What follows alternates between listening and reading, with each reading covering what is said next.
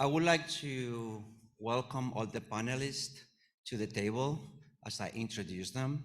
I'm not going to be reading the bios because we already read that in our worship. So I asked them to share something that doesn't appear on the bios. And this is what they came up with. Well, actually, Dr. Fluker didn't come up with anything. I made it up. But Dr. Walter Fluker arrived to Boston University left Boston University when I arrived. I'm not sure that those events are related, but when I ask faculty and students what would be worth mentioning in an event like this about Dr. Fluker, they said two things. We miss his gracing our hallway in the third floor, humming patriotic songs. And we know that Dr. Fluker had a more favorite place than Boston University, Eastern Standard Restaurant, where everybody knew his name and welcomed him, probably better than at Boston University. Dr. Fluker. Our next panelist is Reverend Michio Miyahara. He shares that he began his education at the Iliff School of Theology in Denver, where he grew up. And he liked Iliff, but he felt he needed to go somewhere else for the experience of theological education. He wanted to transfer to Wesley Seminary in DC and was about to apply. But then he saw the movie Field of Dreams, starred by Kevin Costner, where the character goes to Boston for a quest search. And that's when he decided that he needed to go to Boston and literally view. And that's where he was hosted by Reverend Early Bean. And that's when he decided that Boston was the place for him.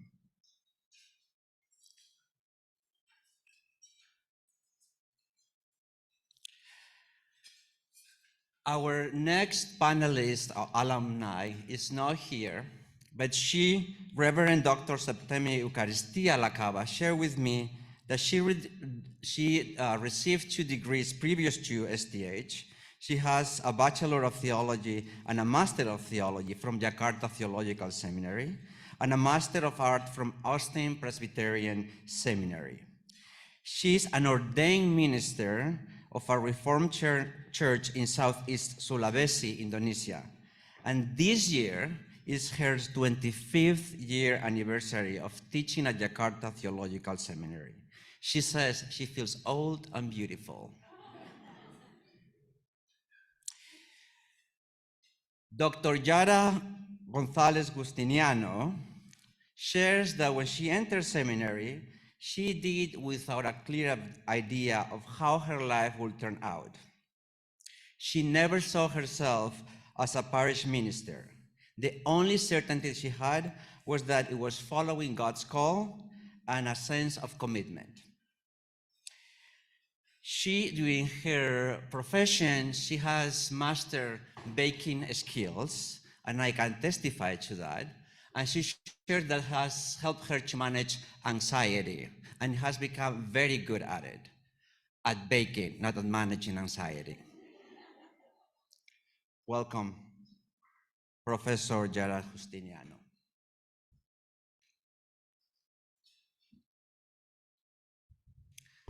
So what brings us today, we're going to pose to the panelists a broad question which is the following one. What are the 3 biggest challenges that you see we are facing in the next 10 years? Easy peasy. And we are going to start with a video that Reverend Dr. Septemmy Eucharistia Lakawa, who was not able to be here, has shared with us addressing this question.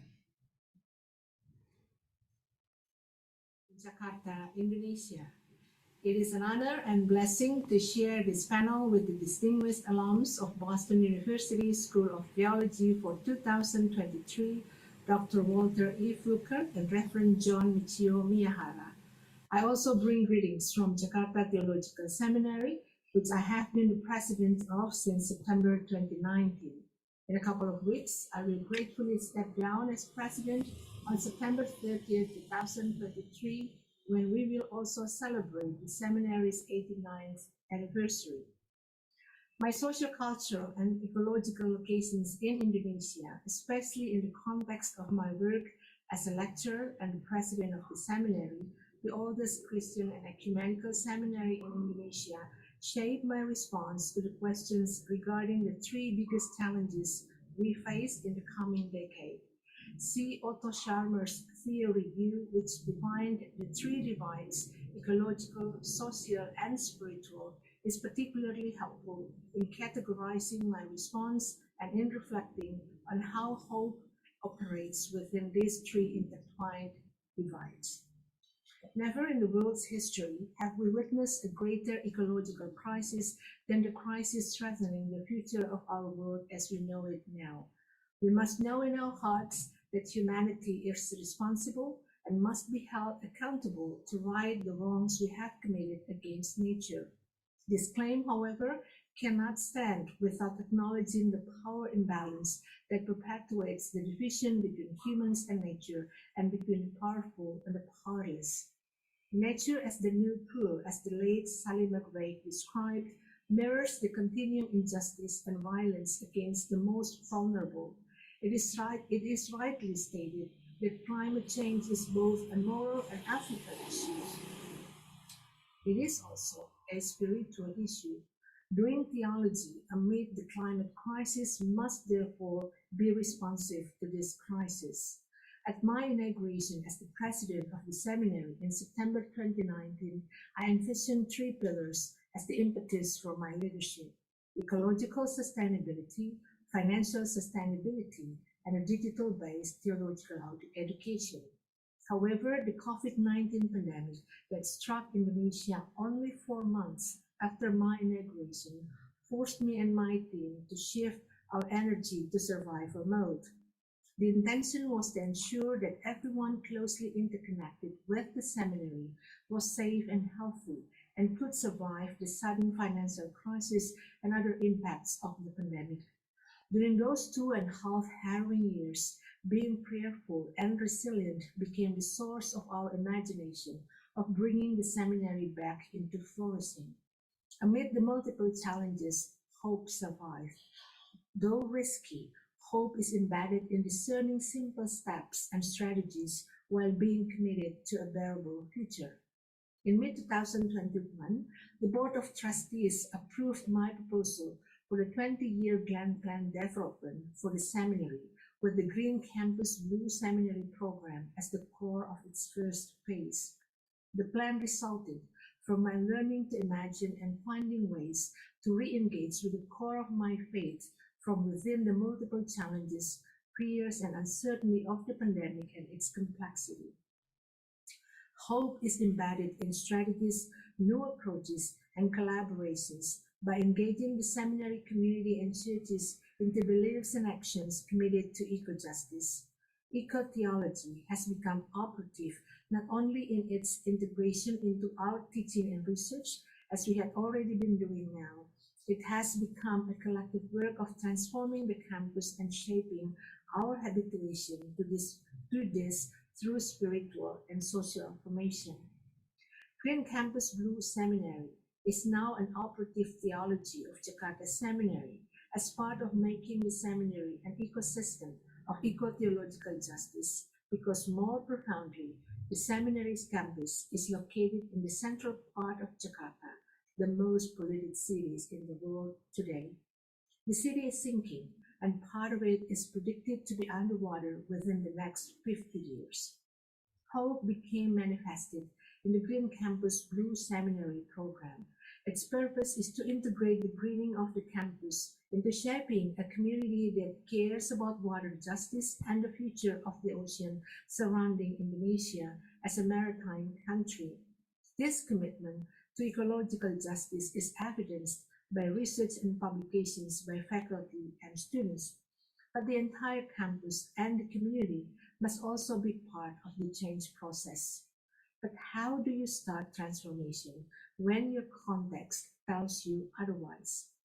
I convinced one of our partners to support us by funding the installation of solar panels, making us among the first seminaries and even university-level institutions in Indonesia that have dared to move forward with our ecological commitment. Jakarta Seminary is now among the 7 theological colleges from around the world that are part of the new initiative of the World Council of Churches called Green College. We are now at the beginning of the second year of this program, and preparations for collaboration with local congregations and interfaith communities are taking place.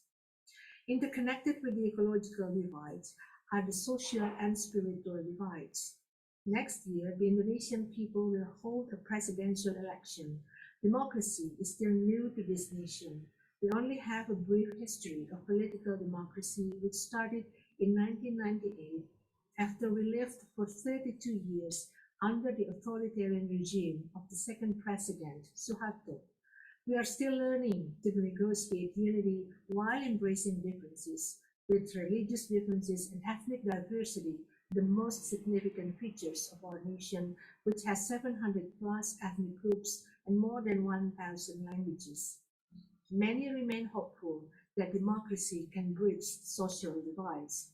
These past years, however, the political global landscape, violence and wars are telling competing narratives, while the old social gaps between developed and underdeveloped nations within superpower nations have started to crumble.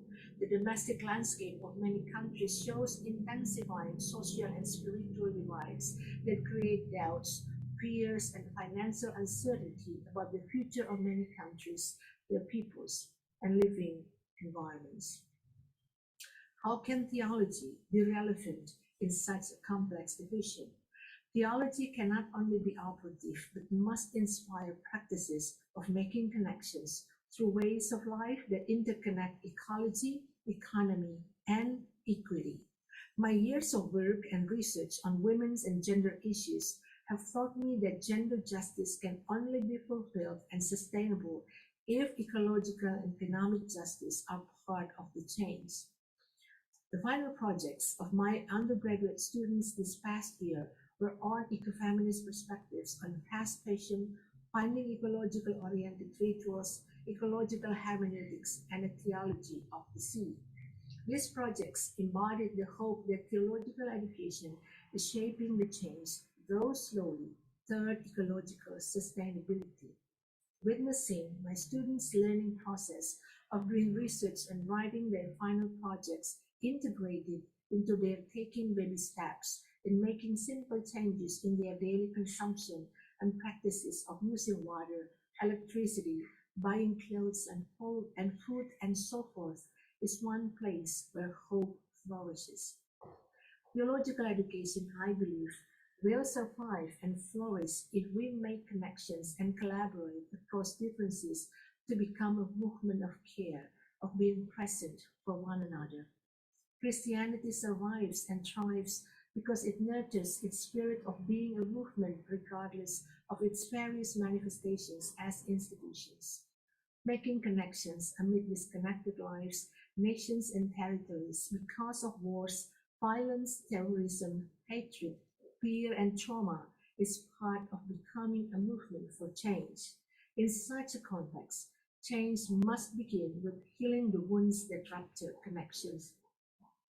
It is only when theology becomes a discourse and praxis of healing, in reference to Dr. Shelley Rambo's definition, can it inspire hope and the birth of imagination for the fullness of life for all. The practice of Christian presence is a model of spirituality of connections. Hope should not just remain, it must also be resilient and persistent. This is a spirituality found in many Indonesian local communities. My mother, my late mother, Monica Lakawa Andres, once told me the story of my grandmother, Blandina Eja Andres, a rich, independent Muslim woman who converted to Christianity after marrying my grandfather, a Christian, an educator, and a founder of the first congregation of my church in Southeast Sulawesi. My grandmother was from the Bugis ethnic group. The Bugis are known as traders and accomplished sailors. They're also well known for their primacy, the traditional sailing vessels. My grandmother was also a good sailor. At night, my mother told me she often paddled her small boat from her home across the sea to get to her coconut plantation. During her solo paddling, my grandmother often had conversations with the sea. This bedtime story left an impression on my family's traditions of connecting with humans and nature. My family story has given me the basis for my spirituality of connection. It becomes stronger as it is linked to the story of faith my mother told about my grandfather, who shaped the interfaith sensibility among his children and my grandmother's Muslim relatives. Every afternoon, my grandfather would gather all the household's members, Muslims and Christians, to listen to his Bible stories.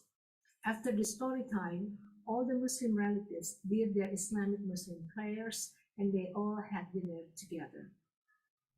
My family's interfaith tradition and spiritual practices have shaped my interfaith sensibility and my capacity to build connections across differences. This is where hope is embodied, when interfaith and human nature friendships persist amid the religious violence, hatred, and spiritual ecological divides we witness today. This practice of friendship across differences inspires a model of mission as friendship, as Professor Dana L. Robert suggested.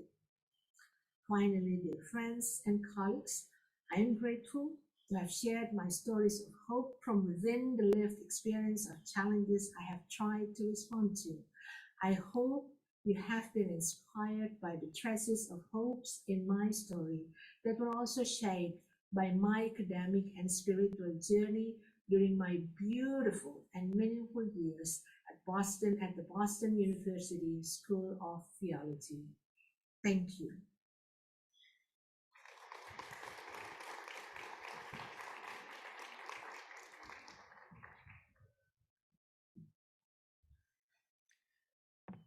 We could open the same question to our illustrious panelists here. So to remind the audience, the question is, what are the three biggest challenges that we are going to face in the next 10 years? I'm open the conversation for the panelists.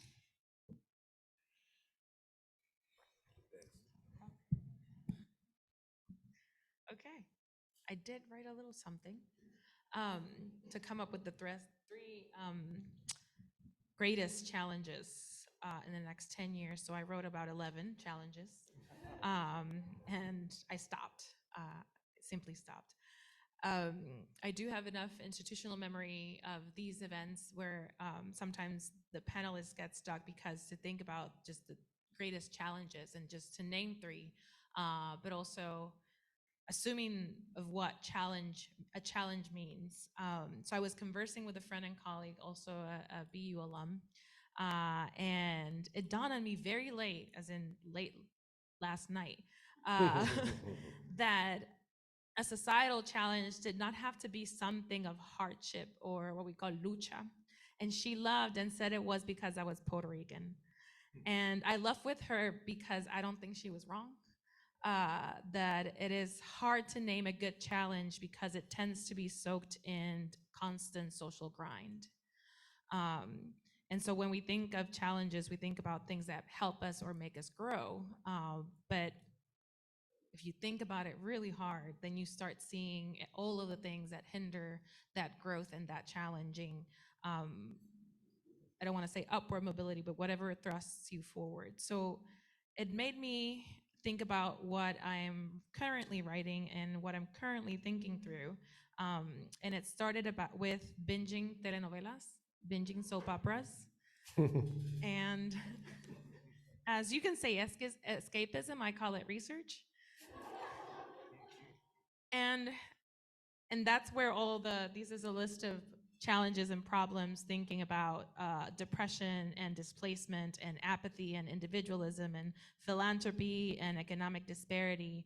And for example, while rates of mental health, and I'm quoting the Association of American Psychiatry, while rates of mental health disorders among Latinx Americans are lower than those of non-Latinx whites and are higher among US born Latinx and Hispanic people than those who are foreign born.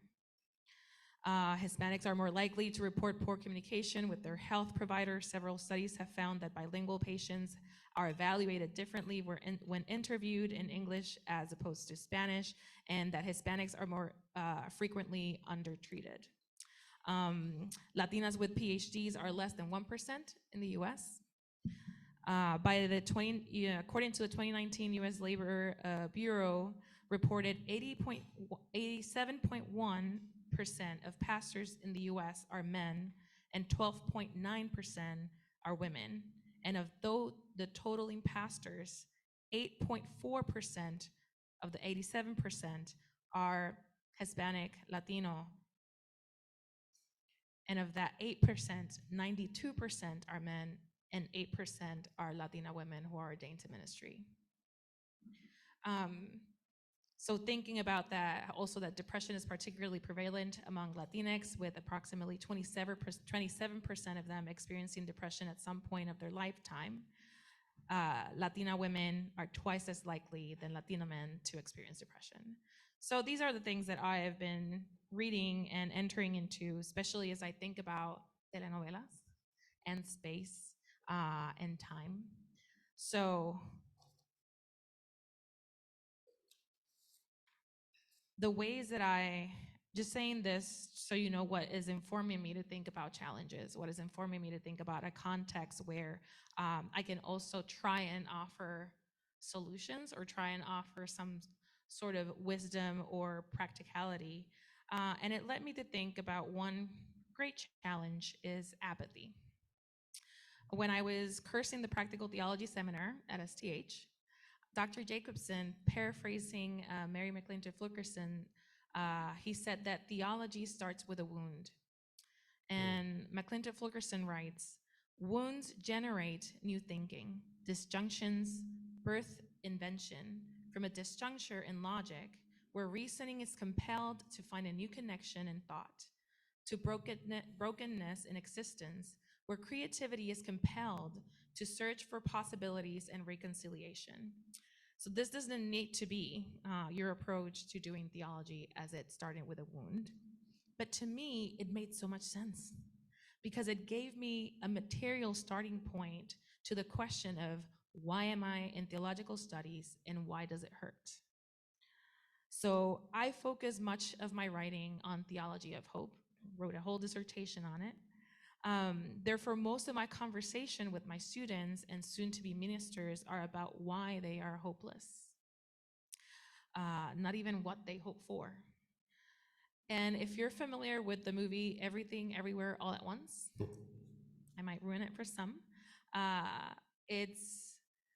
This goes in 3 times where you can see everything and then everywhere and then everything happening all at once.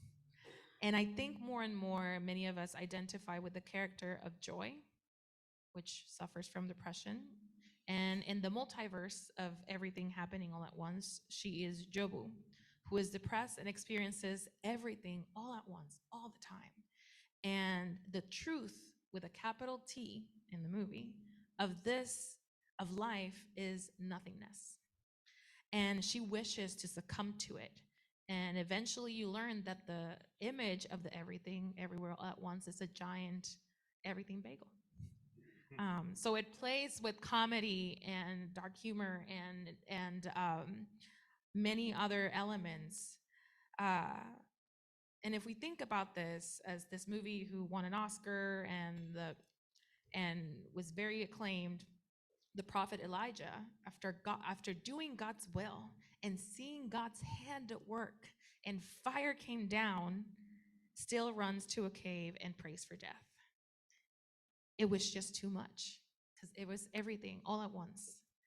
Alberto Melucci, a sociologist on social movements, and I appreciate our colleague talking about how our hope for the future is in the movement, not in the stagnation or the institution.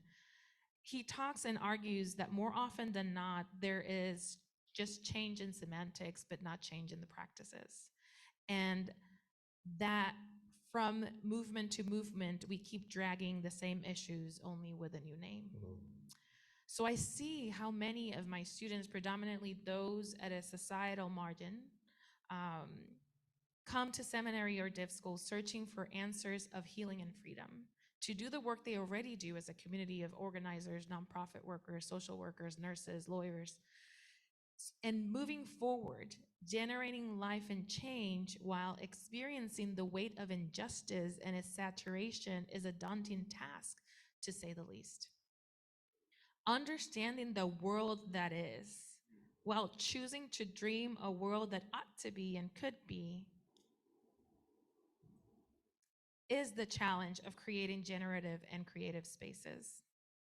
So if I understand the we of the premise of this panel to be the institutional we of religious education, work, and ministry, then the challenge against apathy is to create structures and strategies where ministry is psychologically, physically, and economically sustainable.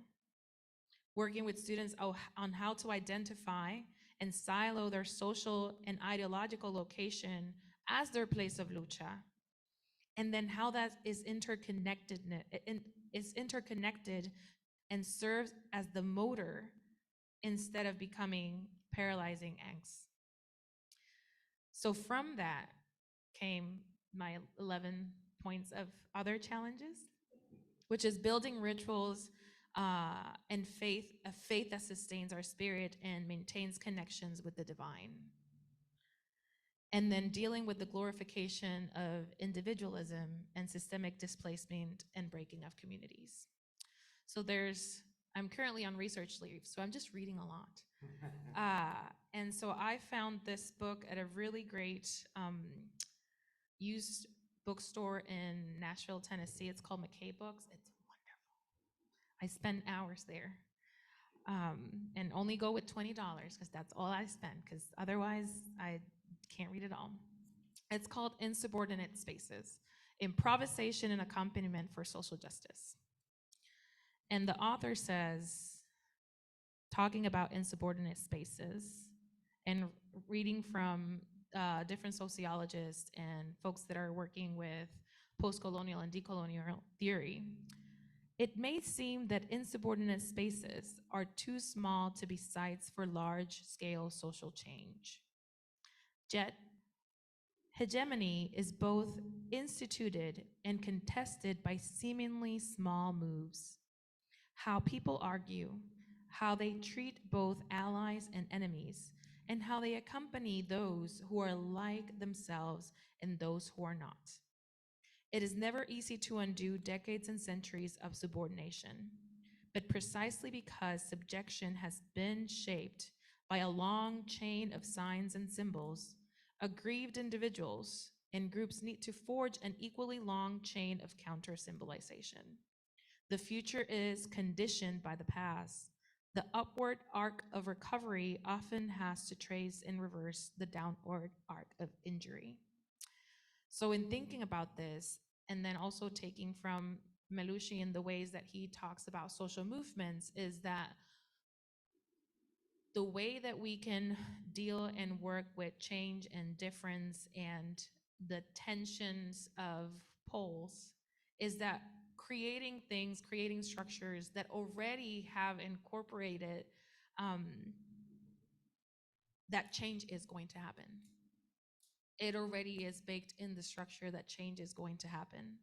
And that calms the anxiety, the depression, but also the ways in which we can relate and understand our interconnectedness as people, as communities. And I will stop there.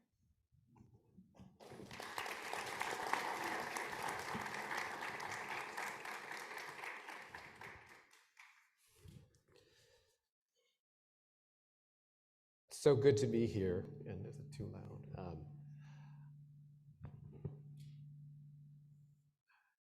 It's great to see that as we've been asked these questions ahead of time, I really have been thinking a lot about community. Like, should I use that one? This is, something is too loud. Hello? Oh, should I just use that one? Yeah. Better? Okay, thank you. What it means to live in community. And thought about that a lot as my family and I, we're a Navy family. My wife Andrea here and our son Ben, since Andrea and I have been married, currently live in San Diego for the third time. We've lived in Guam, we lived in Hawaii for two assignments, which was 5 years in Washington State. And what it's like to have community and jump around and to find community. And as I looked at my guests who are in front of me, they're parts of the community. Andrea and Ben, my family, Chaplains Robinson and Newsom, who are my Navy family, and Reverends Wassell and Lucky, who are my BU family here and classmates, and we have different pockets of what it means to be a community.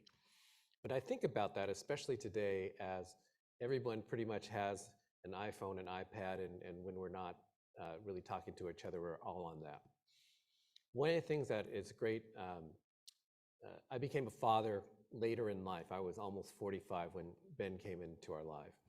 And so I'm really old now, I'm 57.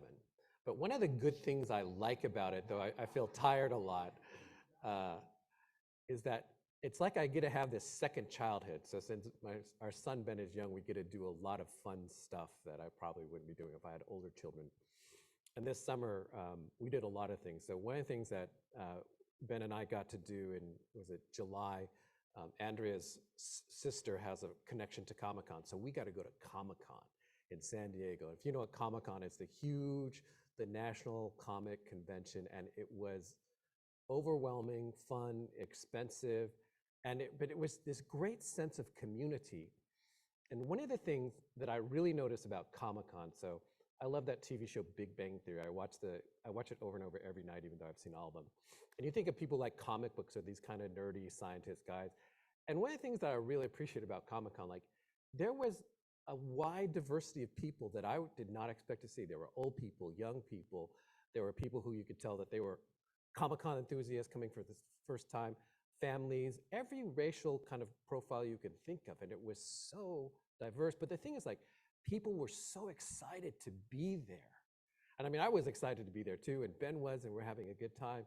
And it's like, why can't we make communities be like this? Why can't church or religious experience be something where somebody wants to go and is so excited to go there? And then again, back in Southern California a few weeks ago, we went to Disneyland over Labor Day, which is crazy. But the same thing is these places where people go and find community, and what's that like? And I think today what I see is one of the biggest challenges. How do we find genuine community in an electronic world, or in places where we seem to move around a lot? The gift, I think for my family and I, we had 5 years in Hawaii, and for that 5 years, we went to Harris United Methodist Church. It's a little Japanese-American congregation, about 150 people. And it was a special place because, especially my wife and I who grew up in Japanese-American United Methodist Church, Dr. Goto as well, you know, everyone is your auntie and uncle, and they're so sweet. And there's this great sense of this little church, which is kind of an island in the middle of downtown Honolulu, trying to do things. And one of the things I thought was funniest when I first got there, there's a guy, his name is Uncle Davy Lee. If you look at Lilo and Stitch, Davy could be in that cartoon. He's this kind of big, funny, old Hawaiian guy. And he loves to play ukulele and guitar. And so there was a middle school close to us, and we were doing this outreach, and he was teaching ukulele to kids in this middle school. I'm like, kids, that's so nerdy. People don't want to do that, but these kids came in droves. And that December, we had a recital for the kids and their parents in the sanctuary, and it was amazing. How many, I mean, I've never seen the church pack that, and all these families and people coming out. And what I realized is a lot of these kids were immigrants from this very small island called Chuuk. Is it Chuuk? Chuuk. It's a very small Micronesian island, and a lot of folks come from there, and they have multiple families, like 4 or 5 families live in one place, and all the parents work because it's so expensive to live in Honolulu. And when they would go to the church, they would not only have caring adults who were interested in them, and they wanted to teach them something. And I guess it's kind of OG playing the ukulele now, so it's kind of cool to be retro. And it was these things, and I realized how important these small things are. And part of that is so important because it's really easy to be disconnected from the world. The other part is kind of together as both relevancy and meaning. When I did my CPE intern in 2014, one of the biggest learnings I got was reading Viktor Frankl, Man's Search for Meaning, and that book just changed my life. If you haven't read it, it's great. And so I'm incorporating that in some of the work I'm doing now at Vanderbilt Divinity School, and I had Professor Gonzalez. I feel like I was telling her, I've never met her in person, but I watched her unit last semester on hope, and it was kind of building into this meaning, those kinds of things. And what it means like to have meaning. So I have a word I want everybody to write down if you take out a pencil or paper. It's a very simple word. It's a Japanese word, ikigai, I-K-I-G-A-I. I want you to Google ikigai, I-K-I-G-A-I. It's this sense of, it's hard to really explain and translate it, but it's a word in Japanese, and it's the reason why one gets up in the morning. And it's not just about passion or meaning. It's also about building community. It's also doing work that you love. And it's doing a lot of those kinds of things. And I believe that if everyone follows their ikigai, not do they do things that are passionate about and love, but it builds community. And it is in building authentic community, no matter how small or big it is. That's where we share meals. That's where we make real friends. That's where we live the good and the bad and the ugly with all the things that people go through in real life. And that's where we go through a sense of what it is to serve as a meaningful life. And what I see as we go through this is in a world where there's so many distractions, in a world where, like think of when we went through the pandemic, we couldn't really leave our houses, but you could just stay cocooned and you could have some sense of community. But there's something different when we actually get to sit here and see each other and put names to faces and things like that, and how important that is. And if we can do that, we can build these communities that are not only relevant, but fun to be at and exciting, like Comic-Con or Disneyland or something like that.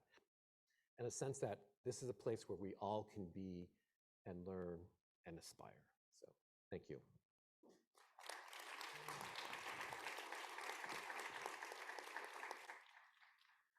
And thank you, and thank everyone. Thank our moderator, our very special Professor Gonzalez, who has returned. I celebrate with you. And I'm grateful for my beloved, who is here today, Sharon Watson Fluker. I'm Baptist, but this is our 42nd year of marriage, and we sojourned a little bit before then, and she's still with me, and I'm so grateful. Praise the Lord. Praise the Lord.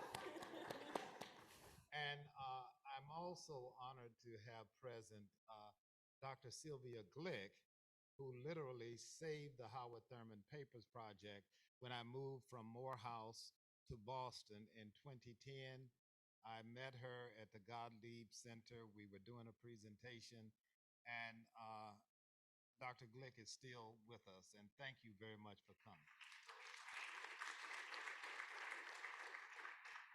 I have 3 things, but they're all happening at the same time, right? And global climate change, if you don't get that, you probably have a major problem. That's here. That's not going to go away. And for me, it may be the most urgent, needed conversation, not just in theological schools, part of our discourse and practice, but we've got to talk about it, but we have also got to create ways in which we address it through our own language, symbols, and signs. And we hear a lot of that, but it's real and it's upon us. The other for me is democratic space. I live and breathe the need for creating democratic space. Certainly democratic institutions, and by that I mean political and economic institutions that allow us to have a certain modicum of freedom, equality that is deeply rooted in equity, and we know the language too well. But creating those spaces are very difficult. And they lead me to the item, the challenge that concerns me most today and all the time. And it's rather simple. We know it, we seldom truly acknowledge it, but we are so afraid. We are so afraid. And I'm not asking you to be less courageous by naming that. I do wish we could be less anxious, but that would be a failed request as well. We are very anxious, not just in this culture, but yes, especially in the Western world. We're just very anxious for a whole host of reasons. And anyone who has taught any class, especially a theology class, there's anxiety. And it's like the world is coming to the end.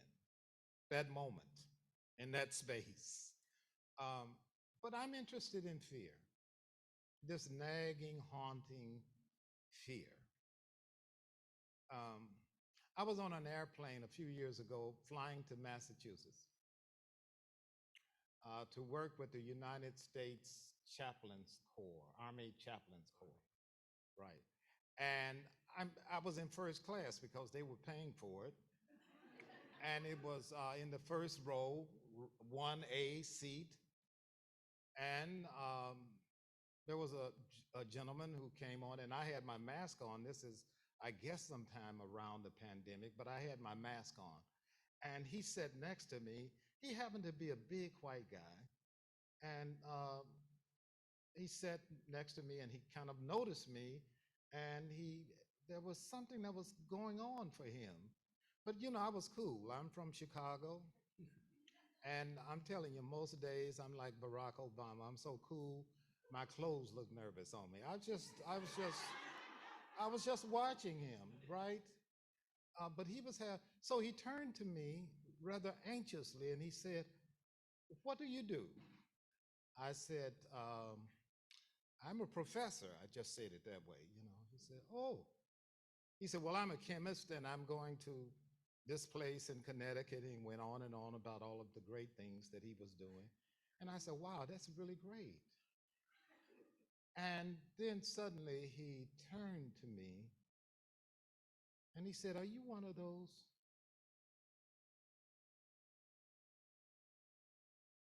One of those.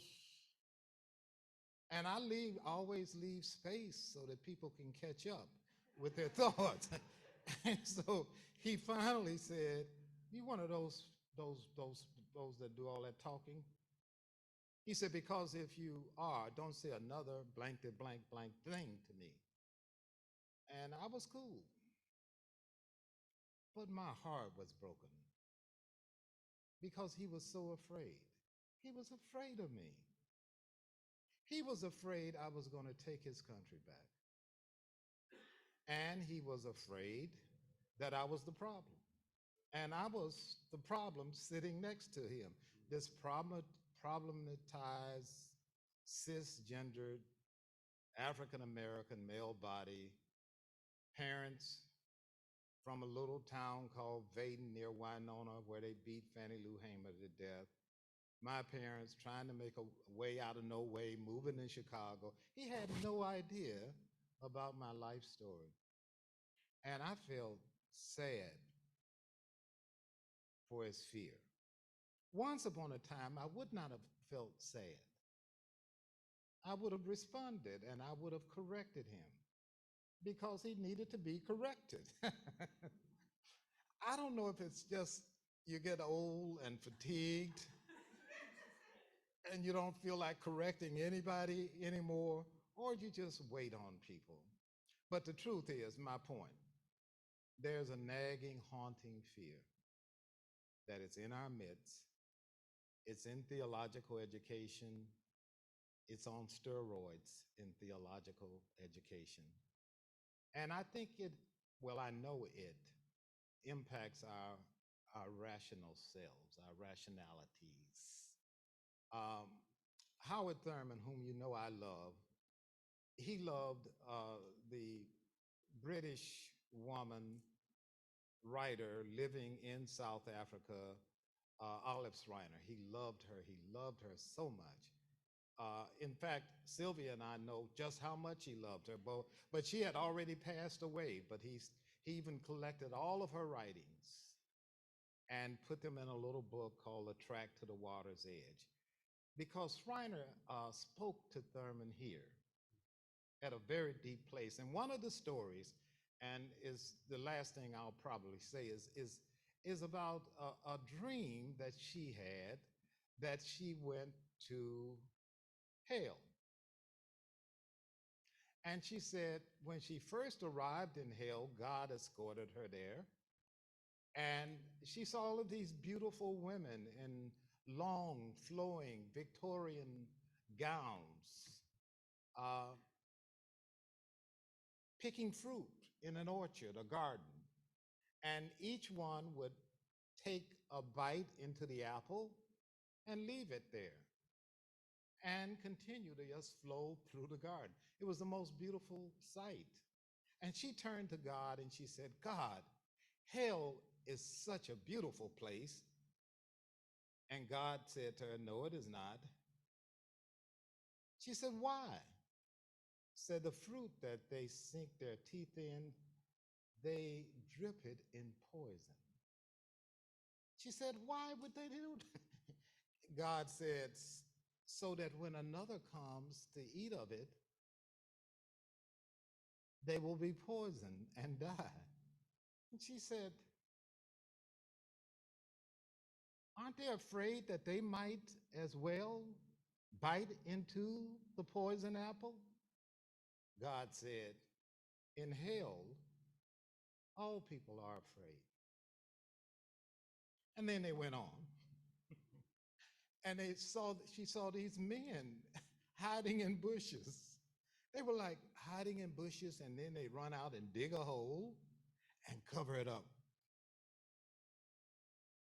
And so she asked God, why are they digging holes and covering them?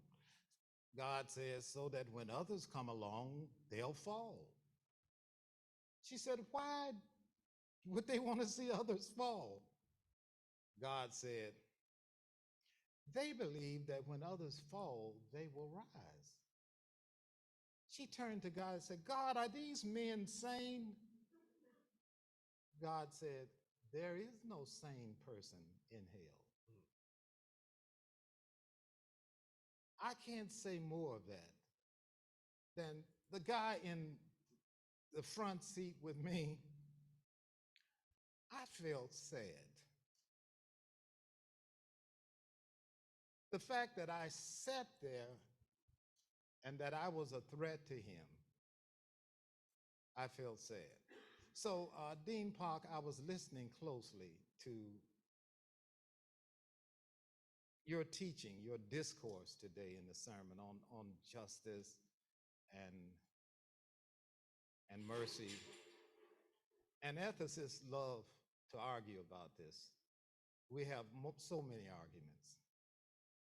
But one of the things I know that it takes at least three things, we could call them virtues, good habits, practices, but it takes at least three to counter what's going on. And this is beyond all of the deep-seated systemic evils that we're aware of. And for new students, you're going to learn a lot about that at Boston University. You will not leave here not thinking. And you've got to read books. I mean, you got to open up the book and read it. You just can't think it's going to happen. You're going to have to read books and read stuff that you're going to hate. But you're going to do it. But I'm not concerned just about the systemic piece. That's always there.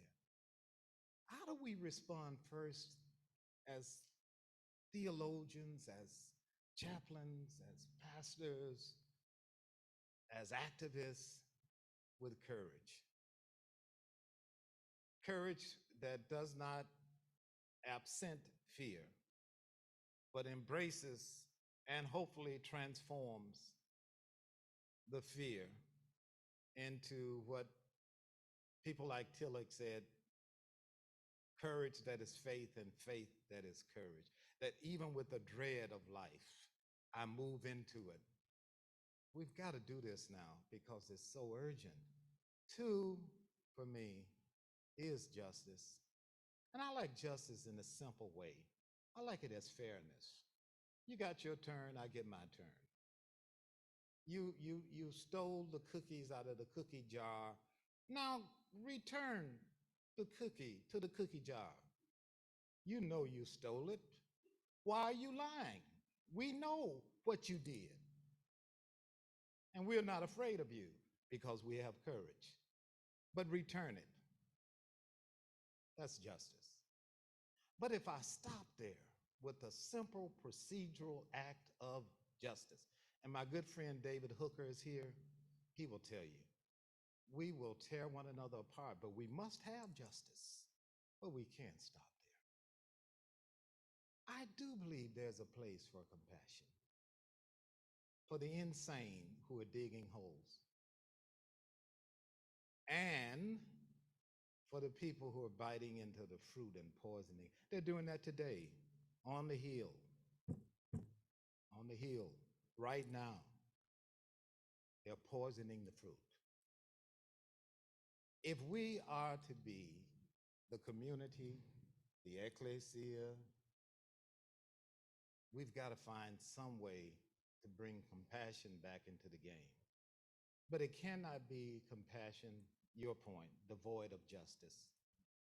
And it cannot be justice that does not seek compassion. The gospel, otherwise, is just a very wonderful story that we play out in fantasy tapes in our own minds. But that's my word today. Let's find a way not to be so afraid of ourselves and of the other, so that we might find a place called home.